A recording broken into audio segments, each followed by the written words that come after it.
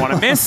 That will be a whole lot of fun. I can't wait. I'm getting the popcorn ready for that one. I'm sitting at home. Dplus, I'm getting worried. I'm building it up too much in my head. Oh, no, you can't. Not for that series. You cannot. It's just going to be exactly what you want. Much like this draft. As for the first time in the series, we have DK with site selection. They are going to choose blue, and they are going to choose to ban away the Poppy first up. I think Taliyah priority is going to skyrocket, by the way, at this particular point in time. Oh, yes. As the Azir will once again be banned away. With the Ryze being picked, Taliyah does just feel pretty good. But she does. Lucid, I think in game 1, actually having a top-tier performance on the Jarvan. The Kiana didn't really hit the mark.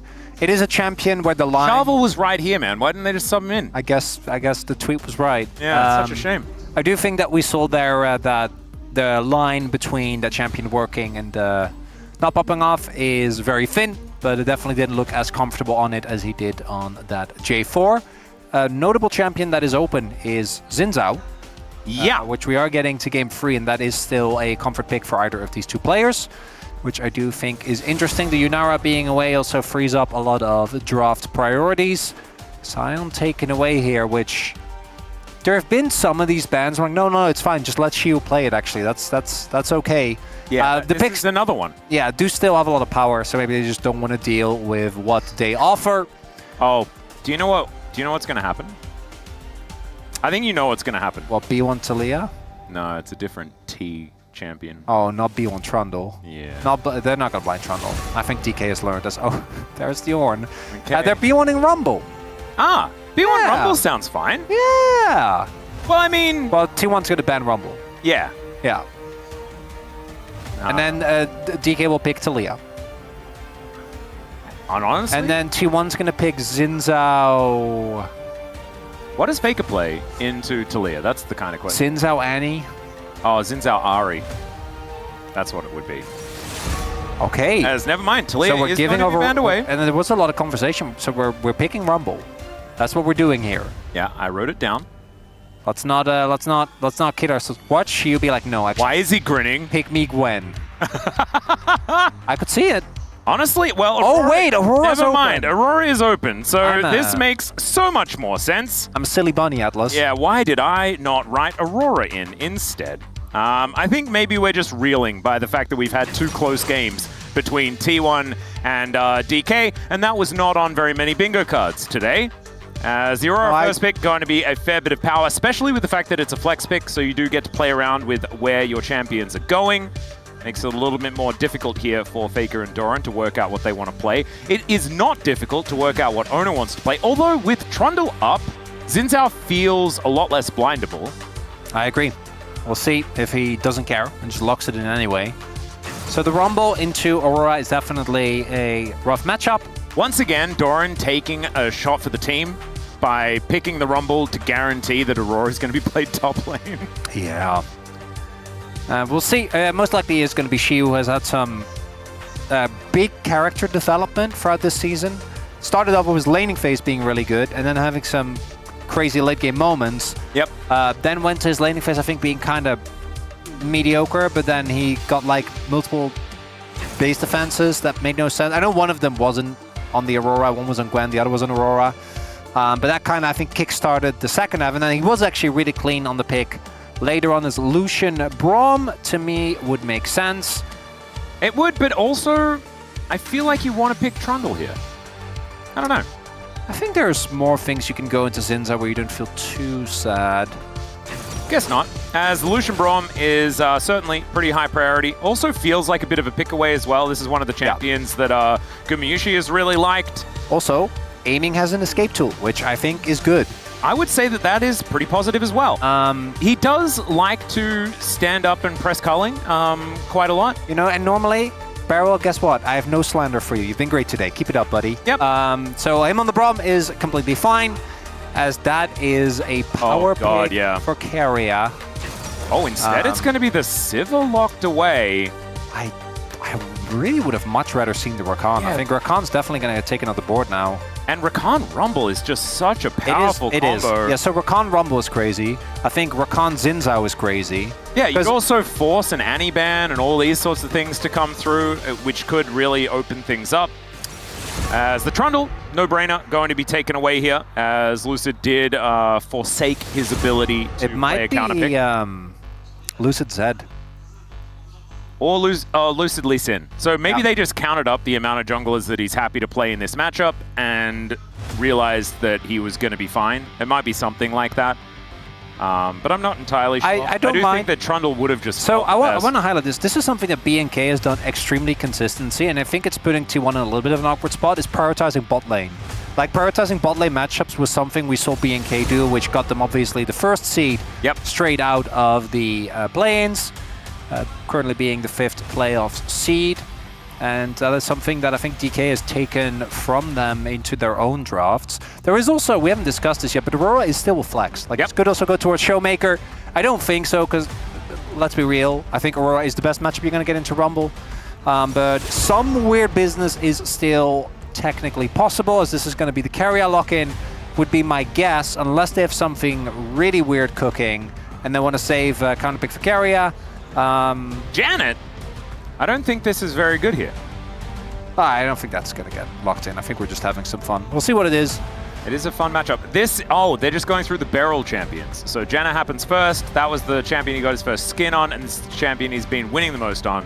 As that was a late hover of the Janna, which worried me momentarily.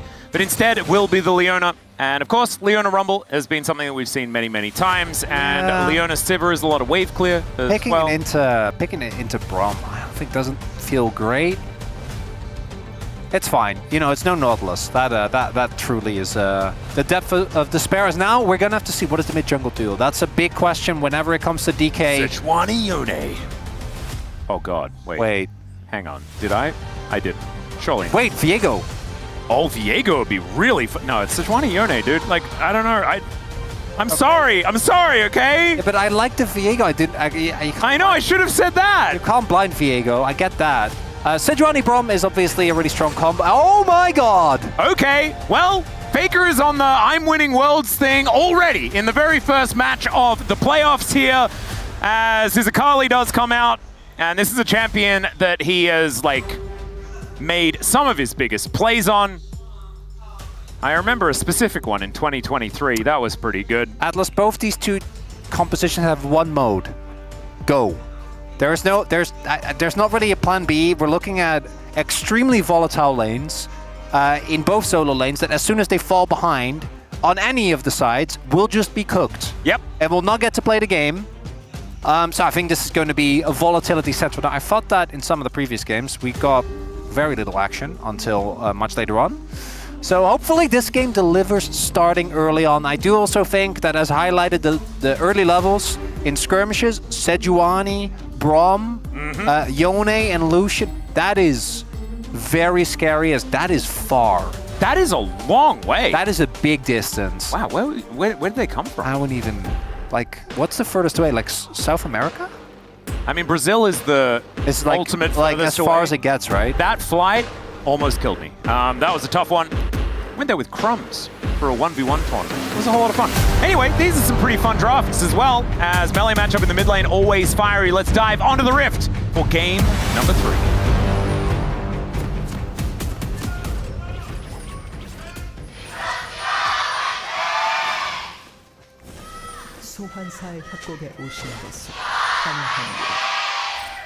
All right, here we are, ladies and gentlemen. I've solved it, Chronicler. They could have actually just come from round the corner, but just come a really wiggly way.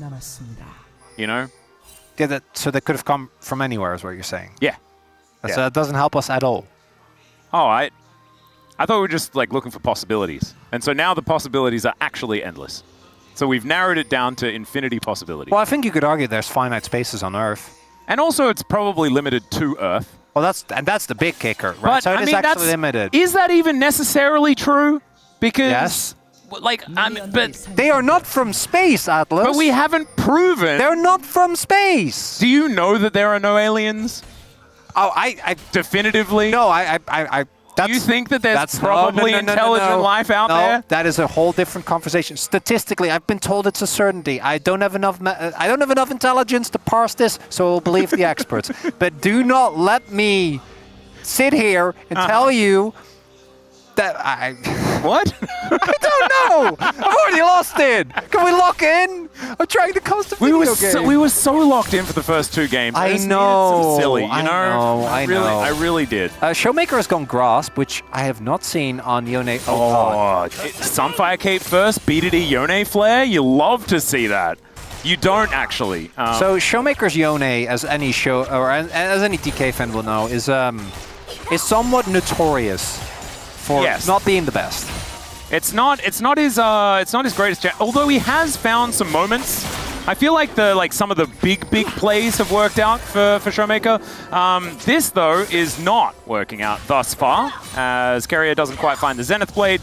They are getting shoved in towards the bottom side. She also having a good time, as to be expected, for the Aurora as far as shoving the wave is concerned. As Showmaker just going to be recharging that health bar as much as he possibly can. Also cancelling a bunch of autos for fun.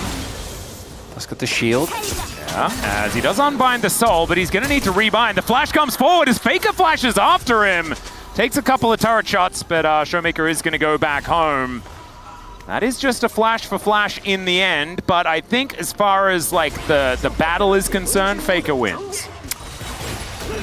As Zenith goes in, Beryl gives Gumayusi the door, and Braum. Yeah, for me the biggest difference between, even though this was obviously an error from Faker, he doesn't need to flash there, because he's already won. He's already won the trade, but wanted to try and get, imagine the final empowered auto off. Him not having flash isn't nearly as detrimental as it is for Showmaker, because he has so many built-in escapes with his E and his Shroud. And for Lucid, there is still an opportunity to try and gank if those cooldowns are down, but for Showmaker, it's Q-free, right? Like once you get ultimate available, you have a little bit more safety. As we do see the trades were up until that point somewhat even, but the CSing has not been, because again, Dorn is expected to lose early on. This would be a really impactful dive if they can pull it off, as Dorn is rather low. We'll see if Lucid cancels his base or if they're just going to take it. And we do see that there was a suspicion on T1 because Owner is pathing directly towards that lane. Made sure that he stayed out of vision as well, so if he oh, never mind. Okay, well, now he's definitely going to go back home. Oh, he has the base, yeah. We'll see if there are some lane swaps abound, because aiming is also... I mean, I don't think DK should want a lane swap, because bot lane matchup isn't that fun, but top lane matchup is really, really, really fun. So I think you just want to stay in that as... Oh, Beryl. In they go. Possibly a little too far up, as he does manage to get the passive onto the Leona, but it's just Gumayusi killing Braum. So Beryl goes down. Now Lucid finds himself in a 1v2. TP. Does have the permafrost, as there is the teleport in from Shiu, who pops out the weirding, but it's Lucid that's going to be going down, and I don't think this play will be salvageable. Even if Gumayusi goes down here, it's still a trade-off for T1, and it is going to happen, so at least Shiu does get that, but still a disaster. I mean, is it? Well, I mean, I guess it's kind of okay. For some reason, I felt like 3 people died on DK's side. Oh, I get it. It's because I think it was aiming was monstrously low. But when all was said and done, Guma used flash. They got 2 for 2 kills. 1 kill going to Aurora, which is a big deal. Is Beryl? No. Beryl doesn't have flash. Okay, he's fine. Somewhat okay. Yeah, yeah. That was a bit of a hard force from DK. Do you know what it is? I'm in plains mode, right? So I expect all the plays to go really far in one direction. Guys, that's Leona. Yeah. With Aftershock and Eclipse. Wait, does he have the mean? But I mean, he definitely has Eclipse. He's not taking damage. Look at the Freljordian brothers going at it here, as they do manage to... Okay, yeah. Shiu was a good teleport. Shiu's teleport actually saves that game. Because if they just 2 for 0... and that's the end of it, that would have been it. That flash from Guma, not great, because again, it's... Come on, guys. It's Aurora. I think the passive at this point should be just respected. If you flash earlier, I think you might actually live. But not going to be the case. One hold on to that, gets punished for his transgressions. And The thing that we need to look at is what Doran was able to do with the fact that he did have a free lane, I guess, because it was a big overload on DK's side. So it was, but because aiming, I think, got out of that relatively early and just went top, like... Yeah, so I guess it's just fine. It is just fine, yeah. Huh. Well, I mean, that is what the gold will be indicating. As we can see here, it is even. So the biggest issue is obviously, which we haven't addressed, is that there's 2 kills on Sivir. Yes. Which is a big problem. The saving grace for DK is that their backline access is exceptional, but they have a lot of issues they need to deal with in this draft, right? There are a lot of threats on the enemy team, so sending everything towards the Sivir isn't necessarily an option the way it is normally, as it looks like Owner is just going to get one of the earliest Drakes of this series. Yeah. Definitely the earliest for T1. Only been around for a couple of minutes. I think it's about the same clip as game number 1. Yeah, but that was DK, right? T1 yeah. have been very... Yeah, I'm just saying, like, as far as the longevity of our dragons. Very true. Chemtech, that one's going to be left for a long time, as we know. Yes. It's very scary. Sparrow's going to give him the door. We do have aiming coming back. And it will be a nice spell shield there from Gumayushi, but otherwise not too much to worry about. Having a look here in the mid lane, as Showmaker is down by about a wave, something like that. Faker keeping up the pressure. Here's Akali looking pretty good. As teleport in from Barrel, but T1 are still waiting. Aiming, just press W into that brush. As Barrel is going to spot them out. Does land the Winter's Bite there onto Carrier, but he does Zenith Blade forward still. Hasn't pressed that W button, and that is a lot of damage. Oh, there's 2 members for T1 here. Yeah, Faker was moving up. There was also Owner in the area. Oh, they got 6. So it's just going to be grubs. I don't really think that it's diveable now with aiming having the culling available. Yep. There isn't really anything being traded objective-wise here, and I think it's because the prio is so firmly in favor of T1, right? Faker's winning his lane, bot lane is winning his lane. The only lane that DK have is specifically the top lane is, oh, maybe Shiu can join this. Would have to run over. There's a cheeky little angle there from Showmaker being looked for as Faker wants to pop the passive, does manage to do so. Shuriken backflip gets him out of there, as only one grub did get taken there by T1, as the rest of DK are going to get into position to try and take another. Well, yeah, Showmaker was able to base, TP back in, and he has a Hex Drinker. So that is actually a really valuable item towards the top side of T1. As it is just, what, 1 for 2 grubs? So, yep. DK 1 for 1 as far as feats of strength are concerned. I think I'm going to put it in the nothing burger column as far as the gold. Look at the gold. It is, yeah, there's nothing in it. There's nothing. But there is certainly gold advantages lane by lane, right? You can see the Aurora is still ahead. And with that 1-0-1, Shiu was able to pick up. And then there's also this Sivir that's 2-1. The DK need to figure out how Carrier, to deal that's with. so mean. Yeah, very annoying. It's just there, and it's like, you're not getting a cannon. And he doesn't. Yeah, Tragic. Clears out the wave. Harrowing story, Atlas. And some -1s feel like more than -1, you know? Yeah. It's kind of life. All right. That hasn't necessarily created a gold problem or anything like that, as we do have our AD carries moving towards this mid lane. 2.5 minutes on the Dragon. Zona clears up yet another clear. Looks out his Crocs, but otherwise is looking pretty empty. I actually quite like this. So Showmaker's happy to play into Doran because he has the Hex Drinker. And she was unbothered playing into Akali, right? Yeah. Aurora is just such a strong lane bully. So it's going to be feeling great. We'll see if Owner wants to interrupt the space, but I think he was sitting on a good amount of gold. Maybe it's Sundered Sky time. Oh dear. Oh, not quite yet. It's a little bit of a scary Soon. if you're the enemy team. But he might have it by the time that Dragon does come up, as Doran is on vision. But Showmaker still needs to be careful. I think if you spend too much time in front of that flamethrower, you're going to be feeling uncomfortable. So the downside of this is that it means that one of the biggest winning lanes for DK is no longer applying a lot of pressure, right? So it's good for Showmaker here on this grasp Yone, as Lucid continues to play. Yeah, he's going in. Flash out from Carrier here, as now Gumayushi could be in trouble. A little bit off to the side, but does have on the hunt. And finds a lot of damage in that Boomerang Blade. Essence Reaver now completed, as, of course, it's Aiming's favorite item. He doesn't quite have his yet. Nor can he lock down that CS. That was a little bit uncomfortable, as Gumayushi just going to continue shoving waves in. But you're seeing as well, right? The lead for Shiu, I think, is going to be less because Faker also, we saw, doing a really good job in the 1v1, getting great trades. Yep. But it's also not a matchup that, like that Aurora into Rumble matchup, she will be as comfortable with, having played against a lot less Aurora top or Akali top. Should be fine here. Yeah, he does bounce to the other side of his between worlds and clears out the wave at the same time. Pretty handy is that particular button, as Faker can press the backflip button, but I think he would die. Akali, unfortunately these days, not quite able to stealth under turrets. Did you just say unfortunately? I liked it. I liked playing Akali. Atlas. Turrets are kind of annoying. You were an Akali player? Like, release, rework Akali? Yeah, and then I realized I didn't like the rework because it was too hard. It was much easier when that you makes just complete pressed sense. Q and then pressed R, Q, R, and then R again, and then never pressed E because it scaled on AD. It was really weird. It was okay when you had your Sword of Occult and Magi's both stacked up, though. Did a fair bit of damage then. I wonder how many grasp stacks Showmaker has gotten this game. That's a good question. We might be able to find that out. As, let's see. He ulted the wave. I think it's just fine. This was the cross map. Huh. Yeah. Well, the Owner, that's a scary dragon. I don't know if you can beat him by yourself. Well, I think he can.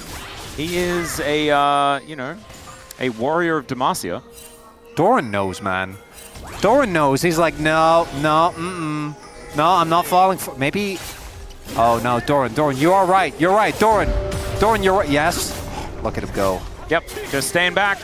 It might be a couple of plates here for Showmaker, but in trade for Double Dragon, it's going to feel pretty good as he does make it back to the wave as it is thinning out. And DK haven't been able to find nearly the inroads that they had in the previous 2 games. Are we going to go again? This time there is a carrier in the area. If at first you don't succeed... I mean, they have a lot of burst, and Doran doesn't have ult. It's a flash in from Beryl, but he doesn't really find anything. The redemption comes down, the Solar Flare is there. Ulti from Showmaker, and they lock down the kill. Still Lucid, could be in trouble, but aiming. The cavalry have arrived, and the turret is going to be enough to take down the Sejuani, but make that a 2-for-1. And DK going to be feeling a little bit better. It's still not the best trade. We'll see. If Showmaker can make his way towards the bot wave, and they can get carry as well, then I think it's a good trade. Let's see. Yep. Carrier, of course, is pretty tanky. There's the Eclipse. As he finds his Zenith Blade, Shio has so much burst damage, but still Carrier survives. Yeah. A plate will go over, but that is not what they wanted there. And Faker might just be able to take this entire turret. Yeah, it's a really big win for T1, because Faker's going to get the turret, which is huge. Doesn't quite get the final play there, but still going to be happy. Gets the turret, so that is... Right now, gold lead growing for T1. A lot of resources invested towards the top side of the map. It's Eclipse getting a lot of value. I actually do like he the did manage to hit it. It pull. actually looked like the Winter's Bite. Yeah, no, he did it. I really like the setup here. The Lucid just flashes a second too late. If he doesn't die there, I think that they might actually be able to use him on the re-engage as well, right? Just a barrel tank, the kill carrier. Might have felt, and their less gold would have gone over, but because Lucid messes up, they end up losing a good amount of gold. Now, it's not the end of the world. I think that this is one of the games where I actually think both comps scale pretty evenly, as long as no one falls like super far behind in gold, because they're both just... They're gonna just bash their faces into each other. Atlas says they might right here. Yeah, that was a very weird sort of chain of events, but Beryl is still in so much trouble and does get cut down. I saw the Solar Flare and I'm like, ooh, I don't know whether that is the angle, but Carrier knew. They just come in, they take down Beryl, and this is feeling like a lot more of a Beryl game than we've had the last couple. I don't know whether that is a great thing, as at least Aiming is able to clear out this wave.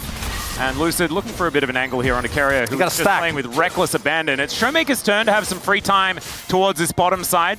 By the way, Faker went just Storm Surge, making his goals in this game very clear. Herald taken. It's going to be feats going over. Now it's DK looking. Yeah, there's a redemption, as Lucid's health bar is going to be okay. Aiming actually picks up a bit of a heal, and they get on the hunt from Gumayushi. That is about it. Errol shows him the door. Outside of that, not too much more to worry about. And we're still looking for DK to kind of come alive in this game. We haven't seen very many of these premeditated plays. T1 have just been calling the shots the entire time. But to me, a lot of that is about the fact that the only lane that's winning is the Aurora lane. Yeah. And the other lanes just are behind, and DK without Prio look considerably worse. It's also the flip side. T1, as a team, when they have prior, when they get to decide the tempo, are looking good. Now, it's still relatively even. Don't be mistaken.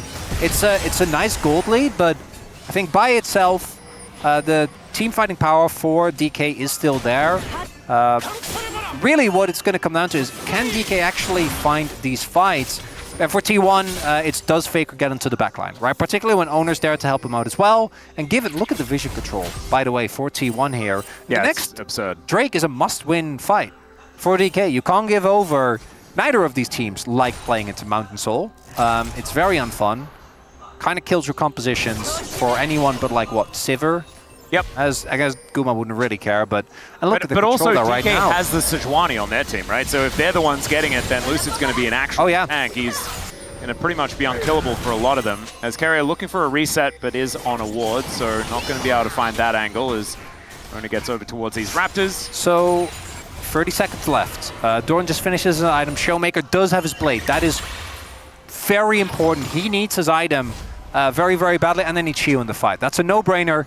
If he can get a big ulti off, and if DK can actually play a front to back, I think their comp goes so hard, right? Like just Lucid and Barrel on the front line, aiming behind, Chiu on the flank, Showmaker looking for big ult angles. I don't think they'll get it against someone. Again, look at the bot side. Look at the vision. It is very red down there. It's lit up. It's all right. They clear out the last remainder of vision here on DK's side. Barrel getting in there. Still Herald as well. Oh dear, that's actually very scary. Rona with those purple hands, wondering when to use them. Showmaker going to be rotating up and is spotted on control vision. Faker there as well to check him. The poke. Yeah, Zenith Blade doesn't really find anything there, but you can throw that one out as much as you would like. Showmaker still has this dragon busy. Yeah, this is a must-win. Here again for DK. Maybe some poke on the carrier. Yeah, there's the knock-up from Showmaker. This is actually decent damage as they do layer through the ulti, but Showmaker is forced to snap back. Ooh. And now Carrier is going to be forced to reset. This could mean that T1 give this one up. They can afford to. Teleport is there for Carrier, so he can come back at any time as Between Worlds comes through for Xiu. Has actually the backup of this culling. As Ona flashes away, Showmaker goes in, finds Gumayushi! And they're now looking to take down this Rift Herald, distracted by Shelly as she gets permafrosted, but they do manage to get the turret, and the Drake has not been taken. 25 seconds on Guma though, T1. Can they defend? Oh, the health bars are kind of low. Showmaker should be able to TP his way back. They don't have Guma, which is a lot of damage, not there. T1, again, they could afford to give this up. No, T1, I don't think they are going to. But DK, play with confidence as they should. There's one stack. Yep, they found it. As now Lucid looking for the angle, they sweep the area to make sure that Faker is at least visible. Guma's going to run. I think DK's too late. Yeah. And Gumayushi is going to be running his way through here. DK, I think they have a small window to try and make this happen. As Barrel is going to be swept. There is the Zenith Blade. I think Barrel is just dead as the Equalizer does burn him down. Showmaker behind him! As Faker finds it onto aiming. He is just dead. No second ulti required. And now Doran is just walking through to take down the Sejuani. Once again, DK try to take more than they're allowed to. And they get Guma. But afterwards, there's just too much time spent for DK. Not really get. Oh dear. Xiu not going to get hit by that 5-point strike, but doesn't get over the wall, and the Zenith Blade will find him. Takes a bit of time, but then the Q is going to be found there by Faker. So it's gone from bad to worse, and that felt a little bit like rubbing salt in the wound rather than a game warping play, because the game had warped away from him. As we start off pretty good here, even though Xiu doesn't get the kill, Showmaker is able to with a nice flash Q free. As he's dead. Yeah. We'll see again. Oh! Wow, that was very, very close. Gets a nice knock-up as he ults his way out. Showmaker, okay. That was pretty sick. Unfortunately, nothing really came of it outside of losing a turret. Things are still not great. I do want to echo that, as you highlight. But he does get out alive. Gets Doran's flash as well, which is a big win. And for DK, that fight, it started off so they get the kill, but I think that after that, there's just a little bit too much time wasted. Carrier, as you highlight, has the TP, and they need to be decisive. Either we turn here, which they could have, onto Owner, or we retreat. Neither really end up happening. And Carrier, for me, really has been the MVP on this Leona, right? We were not 100% sure if this was going to be the pick. He has been insanely tanky with Spellbook and Redemption, by the way. As we take a look here at Showmaker, I think he thought he was going to get the kills. Why not? Hail Mary, I guess. Let's burger flip for the Otacon as Fake. Oh my god, that damage was obscene. Doran there as well as the Glacial Prison goes to Narnia, and aiming will find a good culling angle, but it's Carrier that tanks up the entire thing. Shiu's dead already. Beryl was dead pretty quickly in the fight, and there is one of the swiftest aces that we've seen in recent memory. T1, they needed to shake some cobwebs off, but they're really starting to come alive in this series. That's what we were expecting coming into the day, Atlas. It took some time, but let's be real. 0, 1, and 13, by the way. 100% kill contribution for Carrier. Oh, yeah. This Leona is getting work done. As yeah, this is a combination of Faker's ultimate, but also Doran's equalizer. So, like, the combination of that means that the fight is already lost before it is well and truly begun. I don't even need Guma. Like, Guma is basically not in this fight until it's already won, because the rest of the team is just doing all the work. And with that, that's it was Hail Mary from DK. They knew that that was most likely not going to work. It didn't. And now we get to talk about Game 4. Or, you know, we can talk about whether you feel like extraterrestrial life is likely or not. Well, I think statistically it's considered almost a guarantee, you know? That is because of the size of space. Yeah, the near infinite possibilities and things like that. I'm not really the type of guy to wrap my head around that, but that's what I've been told. So it is hard when number get big to understand what it actually means. Yes, that is true. Talking about big numbers, I want you to look at Doran's itemization. Oh dear. Well, I mean, that is not a big number yet. I can comprehend a 10. Can you comprehend 25? Oh dear. That's getting a bit out of my range. Okay, Atlas, I just know that's not true. Don't say that. I am 37 years old. So theoretically, 25 should have been something I managed to tackle. I generally do a number per year. I'm on 37 this Many people do. Yeah. It does mean that my math is a little difficult, like when distances become larger than 37 Surely kilometers away. Area, right? They're going to look for the angle. There is the exhaust immediately onto Showmaker, and Faker gets himself in there. Carrier is just fine. The rest of DK have all turned up, but the Akali being so frustrating for DK still. The health bars are so low. They take down the Yone, though, and it's a double for Ona. Beryl runs the wrong direction. That's going to make that one a triple. How did that not even work even a little bit as Doran picks up the exit kill? Aiming goes down, and Shiu's like, where's the rest of my team? Kind of like what I assume he's been saying most of the game. Magi stacks, Atlas. Oh, that's 1 and 14. I got to that one. Good math, Atlas. Well done. Unfortunately for DK, as we highlighted, surely this time Carry will die, right? He's the same level as Lucid, Atlas. Yeah, there's a lot of let's kill Carrier. Yeah, Carrier does eventually go down. The Showmaker clips him with the ult. The fact that Faker stays alive here is very tragic. If more members of DK were actually here, like if Shiu was there, maybe they could have gotten Guma as well. Could have been an angle. Yeah. As oh my god, I mean, please tell me you did not have E at the beginning of that.